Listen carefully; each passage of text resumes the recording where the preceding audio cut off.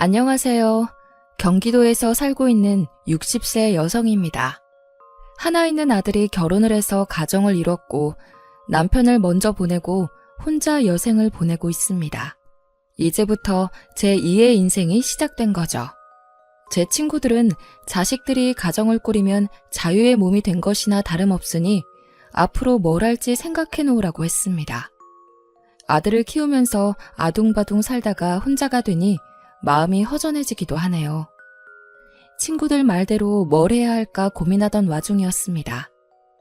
그런데 한 여자 때문에 전 재산을 다 날리고 알거지가 될 뻔한 아찔한 경험을 했습니다. 제가 가진 돈을 노렸던 여자는 바로 제 며느리였죠. 처음에는 며느리도 제게 잘했습니다. 반찬을 챙겨주거나 안부를 묻는 등 제 친구들이 부러워할 정도로 여러 가지 챙겨주었습니다. 아들이 다른 건 몰라도 장가는 잘 갔다고 생각했는데 며느리가 가면을 쓰고 있었던 겁니다. 가면이 벗겨지는 순간 며느리의 추악한 민낯을 보게 된 것이죠. 며느리가 얼마나 파렴치한 음모를 꾸몄는지 지금도 저는 믿을 수 없습니다. 제가 며느리의 실체를 알았을 때에는 모든 걸 잃을 뻔했는데요. 하늘이 무너져도 솟아날 구멍은 있다는 말처럼 친구의 도움으로 며느리에게 당한 만큼 돌려주었습니다. 그래서 여러분들에게 며느리가 제게 어떤 만행을 저질렀는지 털어놓으려고 합니다. 제 아버지는 헤어 디자이너이셨습니다. 직업에 걸맞게 개방적인 사고방식을 가지고 계셨죠. 반면에 엄마는 전형적인 조선시대 여성이셨습니다. 남편을 떠받들고 살아야 한다고 생각하셨어요. 고지식한 만큼 융통성이 없으셔서 항상 정해진 대로 모든 걸 처리하셨는데요. 아버지께서 법대를 졸업하고 사법고시에 도전한 적이 있으셨습니다. 저희 집은 판검사에 한이 맺힌 집안이었죠.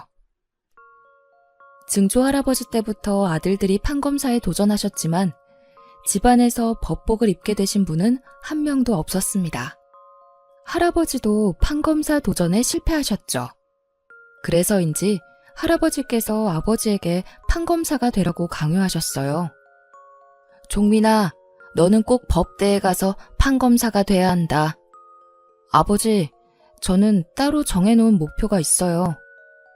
그게 뭐냐?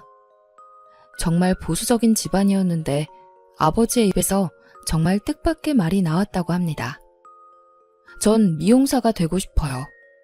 설마 이발사가 되겠다는 거냐? 아니요. 남자들 머리만 하는 이발사 말고 여자들 머리도 하는 미용사가 되고 싶어요. 할아버지께서 그 말을 듣고 소리를 버럭 지르셨다고 합니다. 뭐야? 사내놈이 여자들 머리나 잘라주겠다는 거냐? 절대 안 돼. 지금 당장 다시 판검사 준비하거라. 지금이야 남자 미용사가 흔하지만 그 당시에는 남자들이 미용실에 가지를 않았습니다. 이발사가 되겠다고 해도 열이 받는데 미용사가 되겠다고 하니 보수적인 할아버지께서 화를 내는 건 당연한 일이었죠. 할아버지가 반대하기에는 아버지께서 옷이나 헤어스타일에 관심이 너무 많았습니다. 오랫동안 혼자만의 꿈으로 간직하고 있다가 겨우 입 밖으로 꺼낸 건데 생각보다 더한 날벼락을 맞으셨습니다. 저는 판검사 되고 싶지도 않고 공부에 취미도 없단 말이에요. 아버지도 잘 아시잖아요. 노력해도 안 되면 어쩔 수 없는 일이지만 해보지도 않고 포기하는 건 용납 못한다. 무조건 법대에 가거라. 할아버지의 강압에 못 이겨 아버지께서 법대에 들어가셨습니다. 그 후에 사법고시 준비를 시작했는데 미용사가 될 사람이 하루 종일 법전을 공부하고 있으니 죽을 맛이었겠죠. 하기 싫어서 억지로 한 공부였으니 결과가 좋을 리가 없었습니다. 고시에 5번이나 연속으로 떨어져서 아버지도 포기하겠다고 말씀하셨는데요. 아버지, 이제 그만할게요. 이 정도면 할 만큼 했어요. 전 판검사 체질이 아닌 것 같아요. 좋아. 마지막으로 한 번만 더 해보고 안 되면 포기하거라. 아버지의 마지막 도전도 실패로 끝나자 할아버지께서 아버지를 포기하셨습니다. 늦은 나이였지만 그때부터 아버지께서 미용 공부를 하셔서 헤어 디자이너가 되신 거죠. 아버지는 미용실에서 일하면서 수습 직원으로 들어온 엄마를 만나게 되셨습니다. 고참이었던 아버지가 엄마에게 일을 가르쳐주면서 사이가 가까워졌는데요. 두 분 성격이 너무 달라서 자주 싸웠다고 합니다. 결혼하고 전업주부가 되겠다는 엄마에게 아버지는 지금 하고 있는 일이 아깝지 않냐고 물었습니다. 엄마 성격상 집안 살림은 여자가 하는 일이라고 말했겠죠. 그랬더니 아버지께서 버럭 화를 내면서 첨언을 하셨습니다. 여자라고 꼭 집안일 하라는 법 있어? 요즘 세상에 남자 여자 구분이 따로 있는 것도 아니잖아. 그래도 내조는 여자가 해야죠. 여자가 일하면 누가 집안일 하나요? 집안일이야 같이 하면 되지. 나 참 말이 안 통하네. 이런 식으로 자주 싸우셨지만 여자는 온순하고 온화해야 한다는 엄마의 지조 덕분에 큰 싸움으로 번지지는 않았다고 해요. 늘 엄마가 먼저 알겠다고 하고 아버지의 생각을 존중하셨거든요. 저도 엄마의 영향을 많이 받고 자라서 여자는 남편을 도와서 내조를 잘해야 한다는 생각을 가지고 있었어요. 그렇게 교육받고 대학에 들어가니 다른 친구들이 여러 남자들과 자유롭게 만나면서 연애하는 걸 이해하지 못했죠. 아무리 썸이라고 해도 여러 명 만나는 건 좀 아니지 않아? 사귀는 것도 아닌데 뭐 어때? 남자는 여러 명 만나보면서 선택하는 게 제일 좋아. 그래, 어차피 남자들도 그렇게 만나고 있을걸? 괜히 한 명만 썸 타면서 기다리고 있다가 그 남자가 딴 여자한테 가버리면 어떡해. 친구들이 이런 식으로 여러 남자와 썸을 타고 연애를 하더니 또 쉽게 헤어지더라고요. 썸이라고 해놓고 양다리도 모자라서 동시에 세 다리도 걸치면서 연애하는 친구도 있었습니다. 그런데 그 친구가 저보고 남자친구 있냐고 물어보는 거 있죠? 세희야, 너 남자친구 있어? 아직 없지? 응, 난 연애에 별로 관심이 없어서. 야, 너 그러다 나중에 결혼은 어떻게 하려고 그래? 남자도 많이 만나봐야지 아는 거야. 아니야, 나는 남자 관심 없어. 딴 이야기 하자. 하긴 우리 친척 언니도 독실한 크리스천이라 남자친구 한 번 안 사귀었는데 결혼 진짜 잘했더라.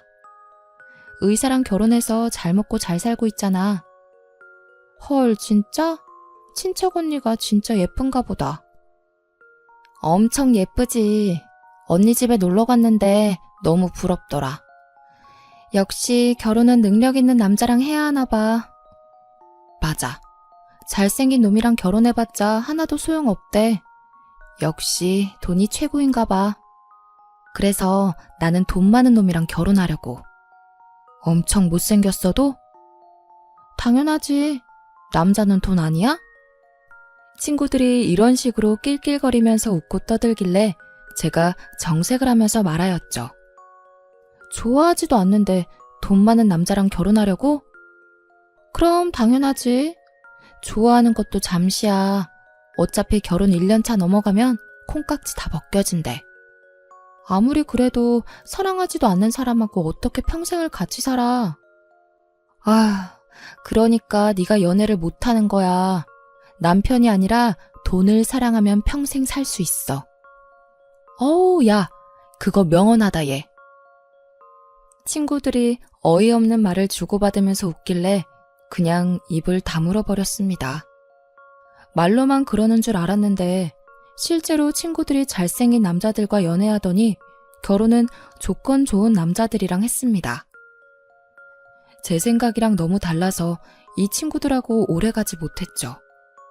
저는 한 번 연애하면 이 남자랑 끝까지 가야 한다고 생각하는 순정파였거든요. 친구들의 성화에 못 이겨 몇 번 소개팅하긴 했지만 마음에 드는 상대가 없었습니다. 친구들은 저를 모태솔로라고 놀려댔지만 필이 팍 꽂히는 남자를 만나기 전에는 연애를 함부로 할 생각이 없었는데요. 대학을 졸업하고 취직한 곳에서 처음으로 마음이 끌리는 남자를 만나게 되었습니다. 저와 같은 부서에서 근무했던 대리님이었죠. 키가 크고 잘생긴 것도 아니었습니다. 단지 성실해서 눈길이 갔는데요. 일밖에 모르는 사람이라서 가장 먼저 출근해서 가장 늦게 퇴근했거든요. 게다가 일도 잘해서 상사들이 우수사원이라고 칭찬했지만 다른 직원들이 남편을 따로 불러 뭐라 한 소리 하기도 하였습니다. 김대리, 정도껏 해. 회사에 충성한다고 돈 더 주는 것도 아니잖아. 김대리 혼자 이렇게 설쳐대면 우린 뭐가 돼? 제발 적당히 하라고. 내가 돈 더 받으려고 이러는 거 아니잖아.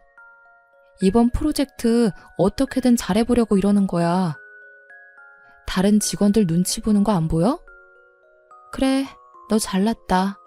너 알아서 해라. 동료들은 김대리가 승진을 하려고 발악하는 거라고 수군거리고 있었죠. 몇몇 직원들은 김대리를 이용하기도 했습니다. 특히 여직원들이 퇴근 시간이 다가올 때면 대리님에게 가서 자기 일을 대신해달라고 아양을 떨었어요. 김대리님, 제가 오늘 급한 일이 있어서 그런데 보고서 작성을 못 끝낼 것 같아요. 그래서 그런데 이번 한 번만 도와주시면 안 될까요? 제가 대신 끝내놓을 테니까 먼저 들어가세요. 감사해요.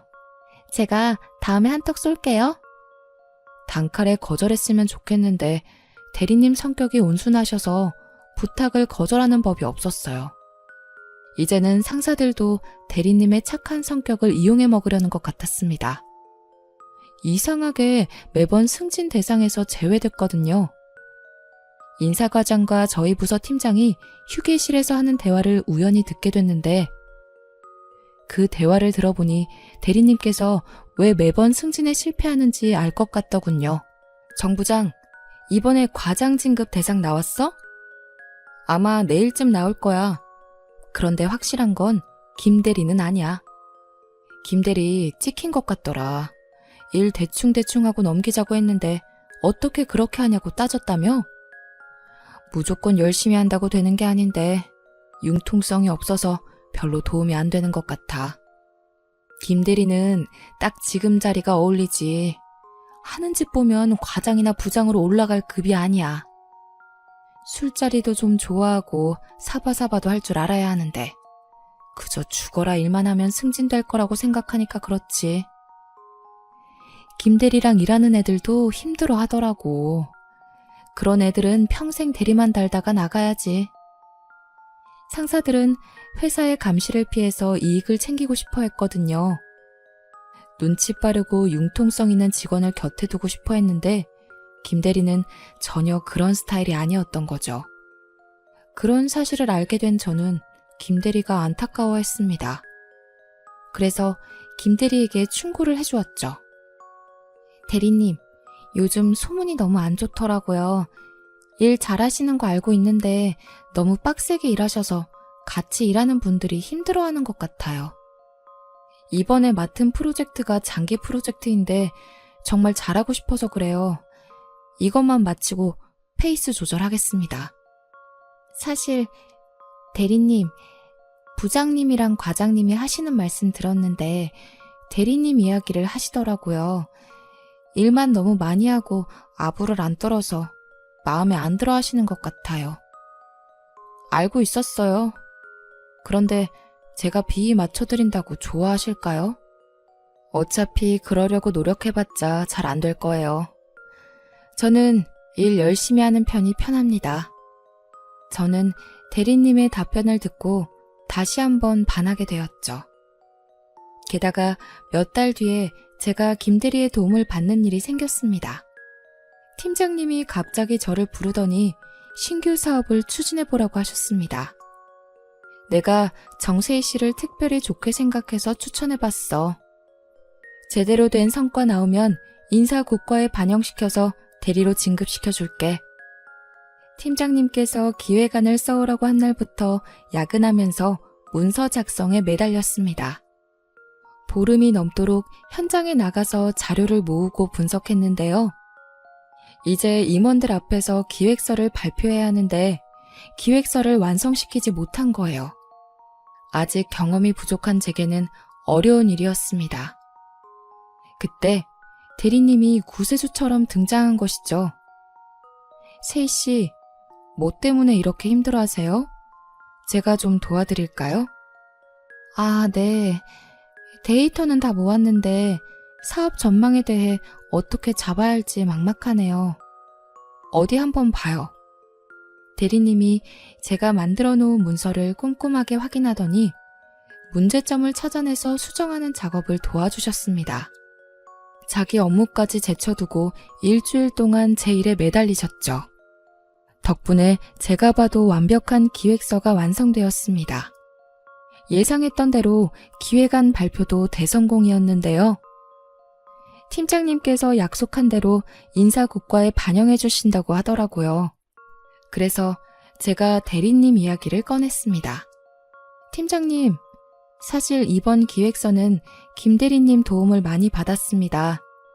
그러니 인사고과에 대리님 실적으로 올려주세요. 그래? 김 대리가 일을 이렇게 잘했어? 세희 씨가 그렇다면 당연히 그렇게 해야지. 우선 김 대리 불러봐. 제가 대리님한테 가서 자초지종을 설명하니까 깜짝 놀라셨습니다. 바로 팀장님께 가서 자기가 한 게 아니라고 하더라고요. 팀장님, 세희 씨가 너무 겸손하게 말씀하셔서 오해를 하신 것 같습니다. 전 그냥 검토만 해줬고 세희 씨가 혼자서 한 기획안입니다. 아니, 대리님께서... 세희 씨, 일단 나 좀 볼까요? 대리님께서 저를 따로 불러서 제가 한 거라고 단정 짓더군요. 저는 너무 감사해서 승진할 수 없다고 했지만 대리님께서 끝까지 제가 잘한 거라고 하셨습니다. 그래서 결국 대리로 승진할 수 있게 되었는데요. 그때부터 대리님을 좋아하는 마음이 깊어지게 되었습니다.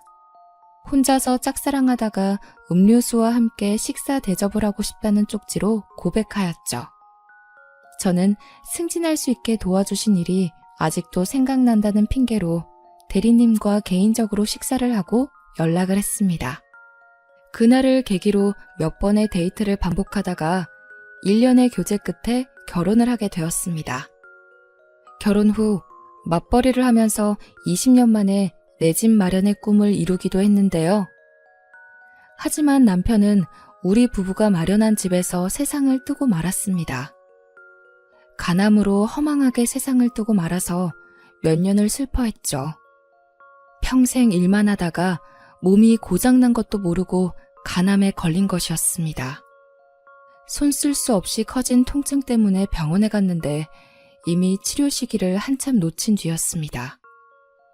의사가 손을 쓸 방법이 없다고 하는 바람에 집에서 요양하며 시한부 인생을 보냈죠. 남편을 보낸 뒤에는 아들에게 의지하면서 살았습니다. 어릴 때부터 수학과 과학을 좋아했던 아들이 공대에 들어갔고 공대를 졸업한 뒤 자동차 회사의 기술연구소 연구원으로 들어가게 되었어요. 저희 아들은 아버지의 영향을 받아서 그런지 참 성실했습니다. 여자 만나는데 시간을 쓰지 않고 오직 일만 했죠. 그래서 제가 연애라도 해보라고 권유하기도 하였습니다. 아들, 이제 슬슬 연애하면서 쉬어봐. 이렇게 일만 하다가 몸 상한다. 연애는 무슨, 아직 결혼할 생각 없어. 일단 자리 잡고 가정 꾸릴 수 있으면 연애 생각도 그때 해볼 거야. 아들 나이가 30이 넘어가고 있는데 연애 한 번 안 해본 것 같더라고요. 그래서 제가 결혼은 언제 할 거냐고 재촉했습니다. 그럴 때마다 아들은 늘 아직 멀었다고만 대답했죠. 그러다 몇 년 뒤에 선임 연구원이 되자 아들이 결혼정보회사에 가입하게 되었습니다. 아들이 결혼정보회사를 통해 여러 번 소개팅을 해보았지만 별 성과가 없었다고 합니다. 이러다 아들이 영원히 결혼 못하는 거 아닌가 싶어서 애간장이 탈 때쯤이었습니다. 아들이 제게 마음에 드는 여자를 만났다고 하더군요. 이번에 결혼정보회사에서 웹디자이너를 소개시켜줬는데 똑똑하고 야무져 보이더라고. 커리어에 자부심도 있어 보여서 진지하게 만나보고 싶어. 그래, 제발 좀 만나봐라. 여자는 뭐라고 해? 너 마음에 든대? 내가 마음에 든다고 하던데? 그럼 됐다. 잘해봐라. 괜히 쓸데없는 건 물어봐서 말 실수하지 말고. 여자를 만나본 적이 없어서 차이고 돌아오는 건 아닐까 싶었는데 제 우려와 다르게 데이트를 잘하고 돌아온 것 같았습니다. 그 뒤로 여러 번 데이트를 하더니 정식으로 만나보고 있다고 하더군요. 그리고 3개월 후에 아들이 며느리가 될 사람이라고 결혼정보 회사에서 만난 여자를 집으로 데리고 왔습니다. 안녕하세요, 어머님. 김수경이라고 합니다. 그래, 수경아. 오느라 고생 많았다. 얼른 여기 와서 앉아라. 네, 어머님. 오빠한테 살림 잘한다고 들었는데 집이 진짜 깔끔하네요. 제가 어머님께 배워야겠어요. 며느리가 어색해하는 저를 위해 과분한 칭찬을 해주더라고요. 살림 칭찬은 물론 제 피부 칭찬까지 해주며 친근하게 다가왔습니다. 성격이 밝고 싹싹해 보여서 저는 마음에 쏙 들었죠. 아들 녀석도 제가 좋아하는 모습을 보았는지 며느리가 간 뒤에 어떤 것 같냐고 묻더군요. 엄마, 수경이 어때? 성격도 좋고 예쁘지? 나는 아주 마음에 든다. 너만 좋다면 당장이라도 며느리 삼고 싶어. 일 잘하고 똑똑해. 얼마 전에 승진했다고 하더라고. 나도 수경이만 괜찮으면 빨리 결혼하고 싶어. 그래, 네가 나이도 있으니 될 수 있으면 빨리 해라. 며느리도 아들에게 확신이 있었는지 상견례 자리를 가지자고 했습니다. 그리고 2달 뒤에 결혼식을 올리고 부부가 되었죠. 아들이 일하는 연구소가 경기도에 있어서 그 근처로 집을 구하게 되었습니다. 처음에는 좋은 집을 사려고 했지만 며느리의 반대로 작은 전셋집을 구해서 신혼생활을 시작했습니다. 좋은 아파트 놔두고 왜 그 집으로 이사 가냐고 물었더니 며느리가 경기도가 아니라 서울에서 살고 싶다고 하더군요. 저는 며느리 회사가 서울에 있어서 그런 거라고 생각했습니다. 그저 별다른 생각 없이 서울 집값만 걱정하였죠. 아들네가 얼른 자가를 얻었으면 해서 예전부터 부어놓은 적금을 더 모아두고 있었습니다. 그만큼 아들을 위하는 마음이었지만 며느리를 딸같이 생각하는 마음도 있었거든요. 일 때문에 아들네를 자주 들리지 못했지만 며느리가 매일같이 안부 전화를 했고 수시로 제가 좋아하는 음식들을 해오거나 식재료들을 사와서 요리해 주었습니다. 어느 날은 제가 갈비찜을 좋아하는 걸 알고 제 집으로 와서 해주더군요. 어머님, 갈비찜 어떠세요? 간이 딱 맞나요? 너무 딱 맞네. 너는 요리를 누구한테 배웠니? 어쩜 이렇게 맛있게 잘하나 몰라. 그냥 인터넷 보고 따라하는 거예요. 어머님 입맛에 맞아서 다행이에요. 드시고 싶은 거 있으시면 말씀하세요. 제가 다 해드릴게요. 너 힘든데 무슨 요리를 해주려고 그러니? 말만 해줘도 고맙다. 아유, 어머님은 제 친정 어머니 같으셔서 그래요. 먹고 싶은 거 생기면 편하게 말씀해 주세요. 말로만 친정 엄마 같다고 한 것이 아니었습니다.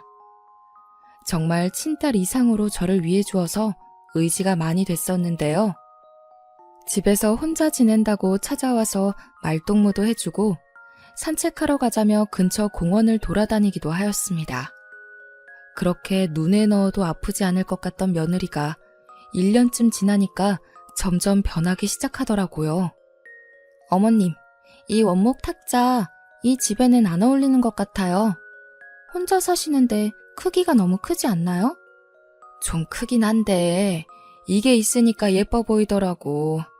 게다가 선물 받은 거라서 버리기도 좀 그렇다. 아, 그러세요? 저희 집에 두면 딱 좋을 것 같은데.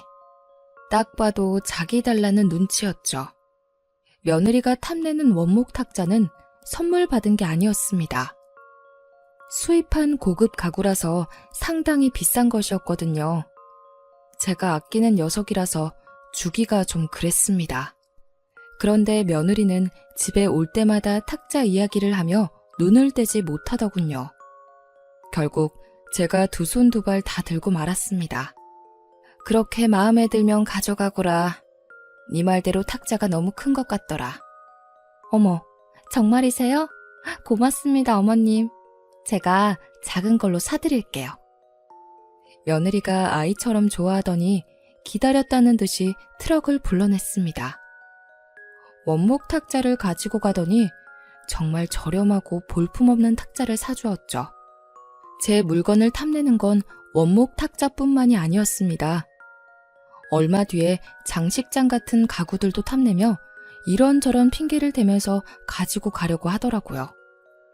어머님, 이런 가구는 호흡기에 안 좋대요. 어머님 천식도 앓고 계시면서 이런 가구 쓰시면 안 돼요. 제가 새 걸로 사드릴 테니 이거 저 주세요. 얼핏 들으면 저를 위한 것 같지만 며느리는 비싼 가구만 알아보고 가져갔습니다. 그리고 이번에는 새로 사주지도 않았죠. 장식장 같은 경우는 있다가 없어지니 너무 불편해져서 며느리에게 언제 사주냐고 물어봤습니다. 얘야, 장식장은 언제 사줄 거니? 오랫동안 쓰다가 없으니까 영 불편하다. 아, 맞다. 죄송해요, 어머님. 제가 바빠서 아직 알아보지 못했네요. 지금 중요한 프로젝트를 맡아서 그런데 이 일만 끝내고 가구 보러 가도 괜찮을까요? 아유, 됐다. 내가 알아서 할 테니까 신경 쓰지 마라. 아니에요. 제가 금방 알아볼게요. 조금만 기다려주세요. 진짜로 괜찮다. 회사 일도 바쁠 텐데 괜히 업무 시간에 가구 찾아보면서 눈총 받지 마라. 장식장만 그런 것이 아니었습니다. 새 가구를 사주겠다는 말만 하고 잊어버렸다, 바쁘다는 핑계를 대면서 하나도 안 사주더군요. 그래서 저는 친구와 같이 중고 가구점 거리에 나섰습니다. 며느리가 가져가서 가구가 없다고 하니까 친구가 깜짝 놀라하면서 돈 이야기를 꺼내더라고요. 네 며느리는 왜 사준다면서 안 사주니? 가구 살 돈은 받은 거야? 아니, 안 받았어. 뭐? 그럼 네 돈으로 가구를 사겠다고?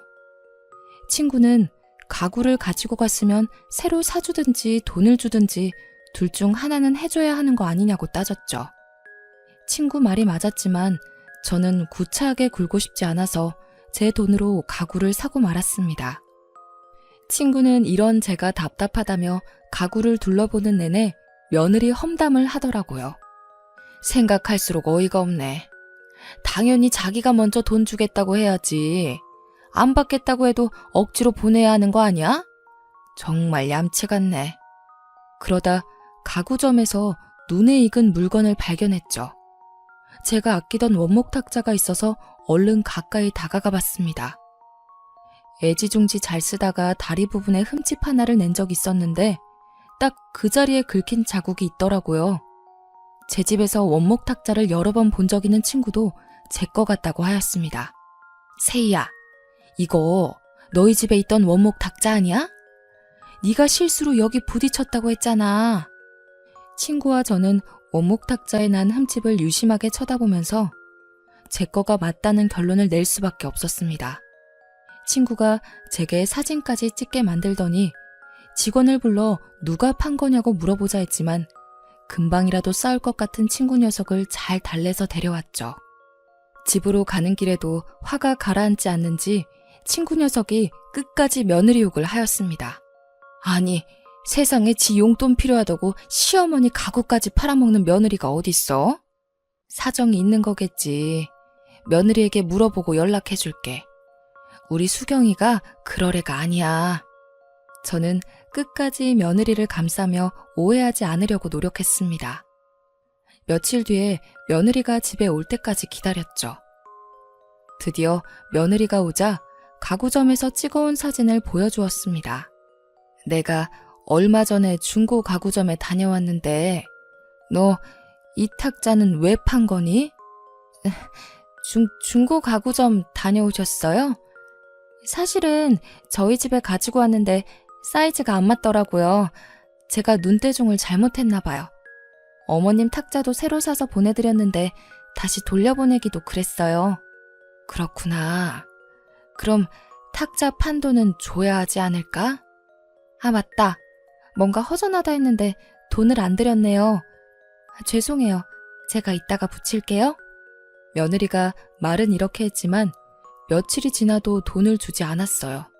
괘씸했지만 얼마 되지도 않는 돈을 달라고 재촉하기 싫었습니다. 그 뒤로도 며느리는 마음에 드는 게 있으면 가지고 갔습니다. 제가 마음먹고 산 양털 자켓이나 가죽 장갑 등을 탐내기도 했죠. 그리고 쥐꼬리만한 돈을 주면서 생색을 냈습니다. 며느리가 하는 짓이 점점 얄미워졌지만 속 좁은 시어머니란 소리를 듣고 싶지 않아서 아무 말도 하지 않았습니다. 딸 같은 며느리에게 선물 준 거라고 생각했는데요. 제 생일이 되자 며느리가 정말 황당한 이야기를 꺼냈습니다. 같이 식사하는 자리에서 며느리가 갑자기 집문서를 주는 거 있죠? 저는 집문서를 받다가 아들 녀석을 쳐다보고 또 며느리를 쳐다보았습니다. 도대체 이게 뭐냐? 집문서예요. 이제 어머님 나이도 있으니까 서울보다는 공기 좋은 시골에서 사시는 게 좋을 것 같아서요. 제가 거금 들여서 전원주택 하나 장만했어요. 아니, 세상에, 네가 무슨 돈이 있다고 전원주택을 샀니? 그 말 한마디에 그동안 쌓인 불만이 사르륵 녹아내리더라고요. 제가 감동받은 눈빛으로 며느리를 쳐다보니까 조건을 하나 내걸었습니다. 대신 어머님 사시는 집은 저한테 주세요.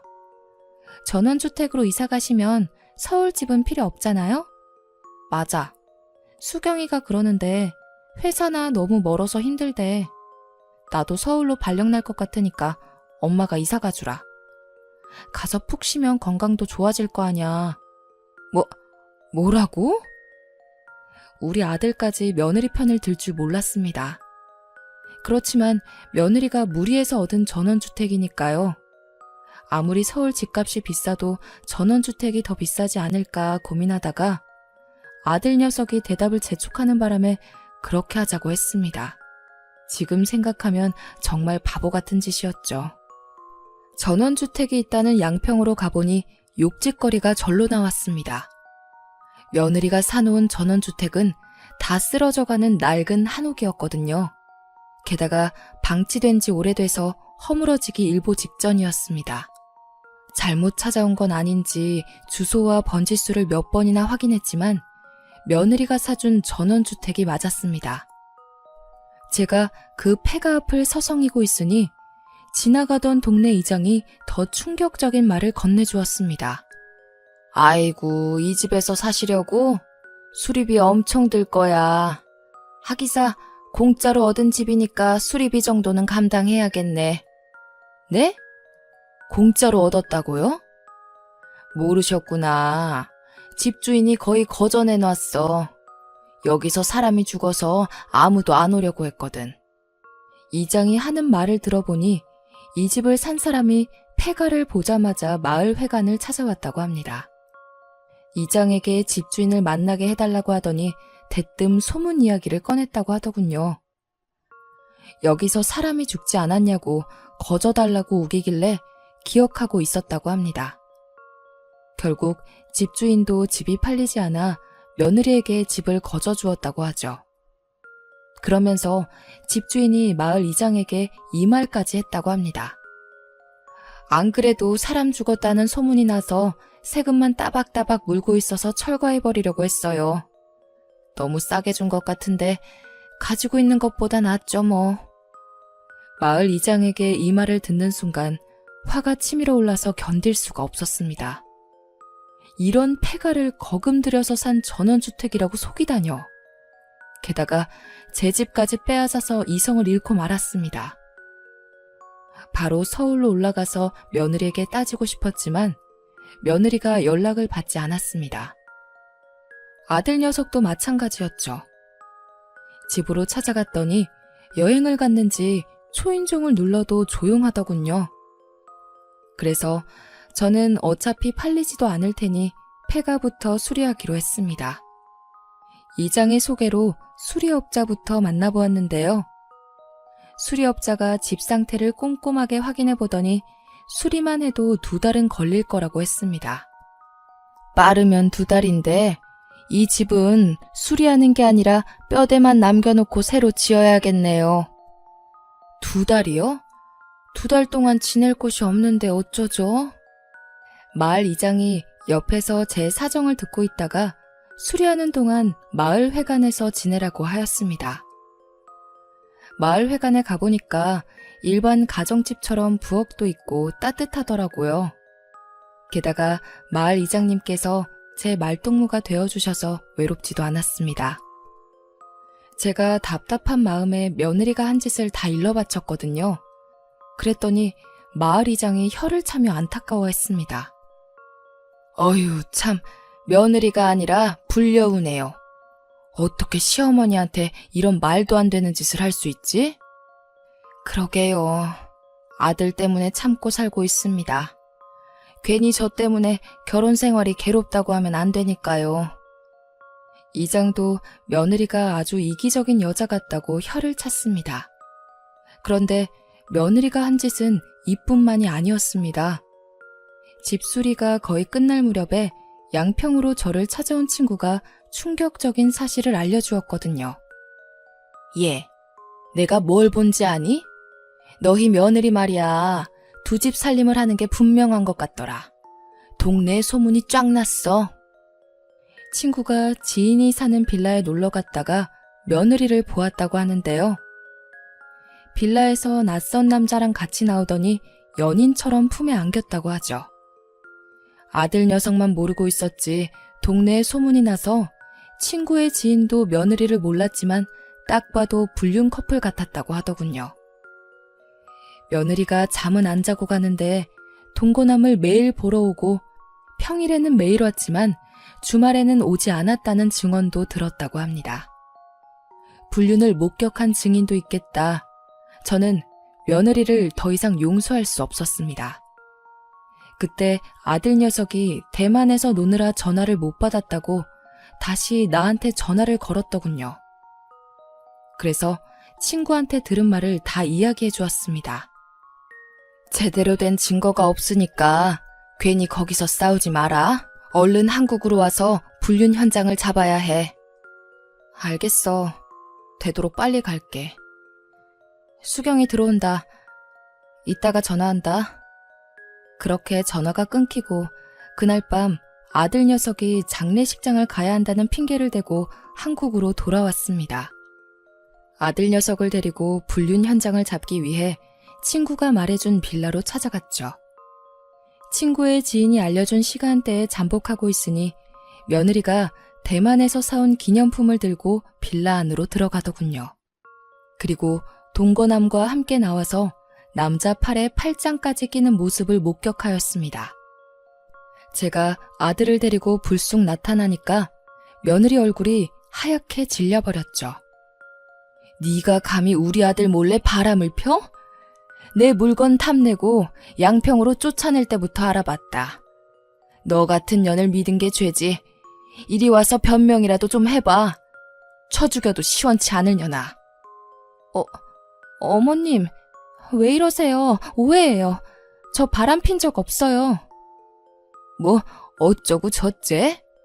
내가 아무것도 모르고 왔을 것 같아? 며느리가 처음에는 발뺌을 하더니 제가 며느리 머리채를 붙잡고 난리를 치니까 잘못했다고 빌더군요. 하지만 아들 녀석도 저도 며느리를 용서할 수 없었습니다. 참다 못한 아들 녀석이 며느리 뺨을 후려갈겨서 한마디도 하지 못하고 울기만 했죠. 결국 저희 아들이 며느리에게 이혼 소송을 하였습니다. 그 과정에서 며느리가 제 집을 팔아버렸다는 사실 또한 알게 되었네요. 며느리가 저를 멀리 쫓아내고 동거남과 바람을 피고 있었고 하마터면 아들과 제가 며느리의 불륜 생활비를 대주는 스폰서가 될 뻔했습니다. 다행히 며느리의 불륜 사실을 잡아내고 위자료와 함께 집을 판 돈까지 돌려받을 수 있었는데요. 그 뒤로 아들과 함께 양평에서 살고 있습니다. 아들 녀석이 이혼한 후유증이 커서 회사를 휴직하고 양평에서 잠시 쉬고 싶다고 했거든요. 오랜만에 아들 녀석이랑 삼시세끼를 먹고 산책도 하면서 대화도 많이 나누고 있습니다. 재혼할 생각 있냐고 물어보니까 없다고 하더군요.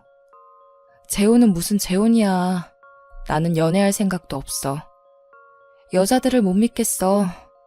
수경이가 나한테 이럴 줄 정말 몰랐고. 나는 자기가 모은 돈으로 엄마한테 전원주택을 사준다고 하길래 정말 효녀라고 생각했거든. 그런데 아니었어. 아직까지 엄마 생각하는 척 나한테 생색내던 게 잊혀지지 않아. 아들이 금방이라도 올 것 같길래 연애만 하면서 살라고 말해두었습니다. 저는 똥 밟았다고 생각하려고 하는데 아들 녀석은 아직까지 힘들어하고 있네요. 어떻게 하면 아들 녀석이 금방 회복하고 여자들과 연애하면서 즐길 수 있게 될지 조언해 주시면 좋겠네요. 여기까지 사연 들어주셔서 감사합니다.